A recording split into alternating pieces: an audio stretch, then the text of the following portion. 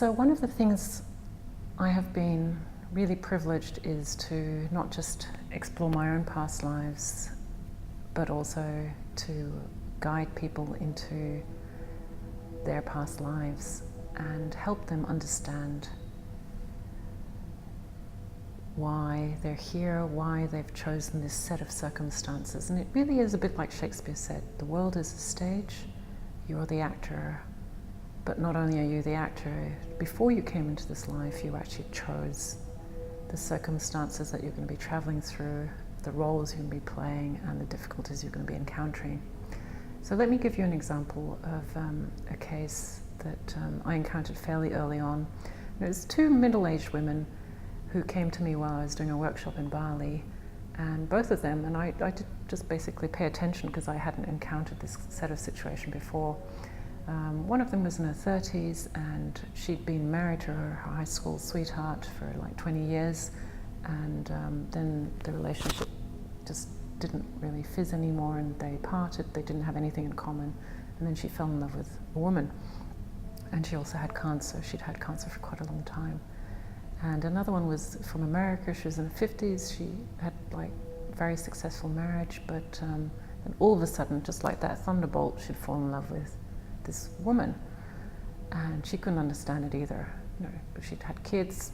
She'd always thought of herself as being normal in that regard. So I took them back to simply ask, where did it first begin? And the 30-year-old one, she actually ended up, the scene she was shown was a bit scary. She was in a black box. She wasn't in a landscape, and she was getting claustrophobic. She couldn't find her way out. There was no light in that box. So I asked the subconscious to pause and to rewind and take her back to a scene, a happy scene, before she was in that box, just to get a frame of reference to that.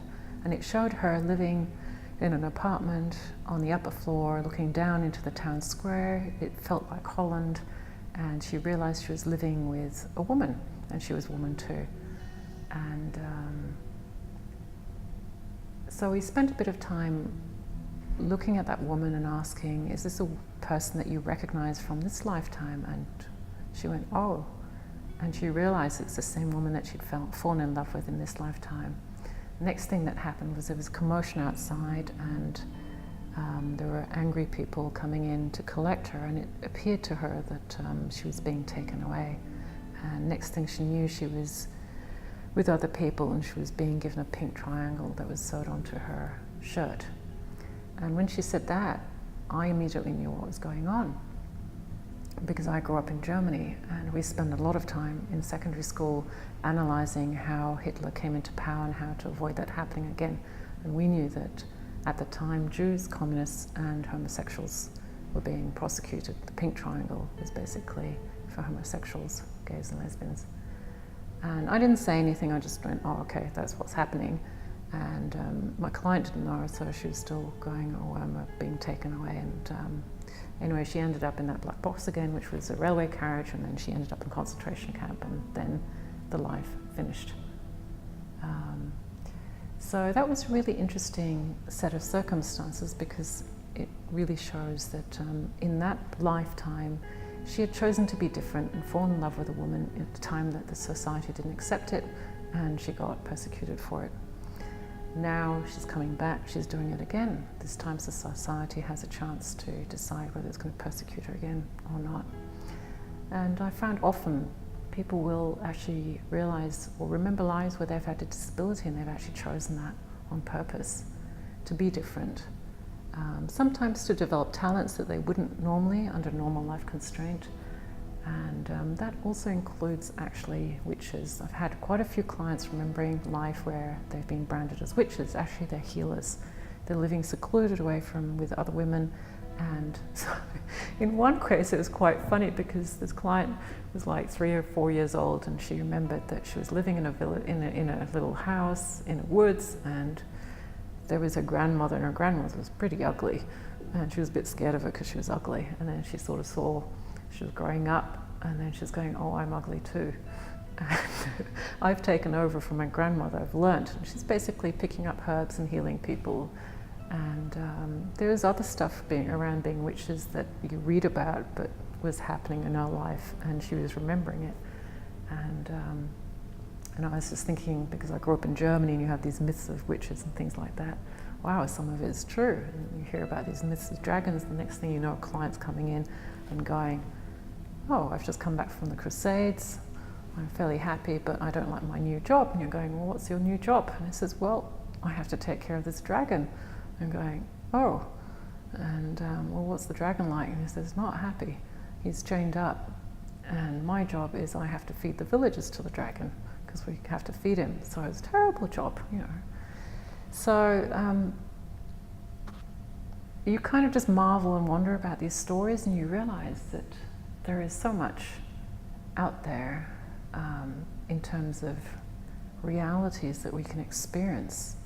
And as time has evolved and minds have become more open and less fearful about different realms, I find clients coming to me and they might even remember interacting with goblins or life in fairy realms or life off planets. Not just this Earth planet that we have, but people can remember, and I've remembered lives where we live on different planets, and they're just different stages, different playing fields, different levels of involvement. Some of them are less advanced than Earth, and some of them are far more advanced than Earth. And when we go into those spaces and we remember those spaces and remember what it's like to be in a society that's at peace, be it off planet or in a tribal society, Native American or South American, and it inspires us, and we know there's other ways of being with each other, living in peace and living with spirit, living in unity and being connected to everything else in the universe. And that really helps us, guide us in terms of deciding what we want to do in this lifetime, because we are no longer constrained and confined to what we know in this physical reality.